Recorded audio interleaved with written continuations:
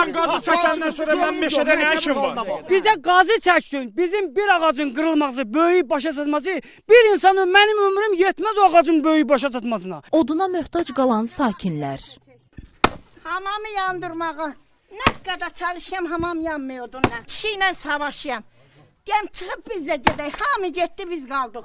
Qonşuları üz-üzə qoyan problemlər. Təkər yandırır evində peçdə. Mən həyətimə çıxa bilmirəm. Vallahi rezin yandırıq. İşindən canım çıxır, ölüyəm burada. Bir maşın odun verir, 500 maşın çay verir. Neynəmək olar bunu?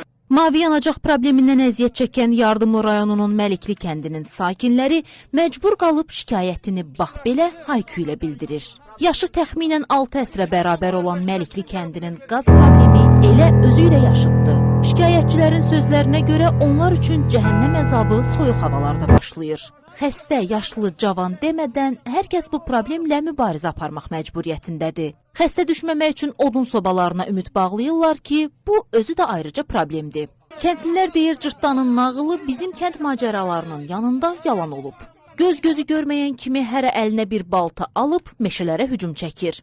Daha doğrusu bu bir zamanlar belə idi. Sağlam ağacların kəsilməsi qanunən qadağan edildiyi üçün indi də gümanları özlərinin min bir əziyyətlə əkib suvardıqları ağaclara qalıb. Ocağı yandıra bilməyim, odunum yoxdur. Soyuq vurur bizi. Xəstəyəm. Ağacları o kişi doğrayıb töküb yerə, indi biz onu yandıracağıq. And olsun Allah. Heyva ağacların, güam ağacların, nə bilim meyvə ağacların hamısını doğrayıblar. Gedirəm meşədən odun qırmağa. Gəlir mən ondan problem yaşayıram. Deyir ki, qırma, meşə bəyi, qırma. Qaz olsa mənim nə dövləti narahat edirəm, nə meşəyə gedirəm, nə işimə var mənim.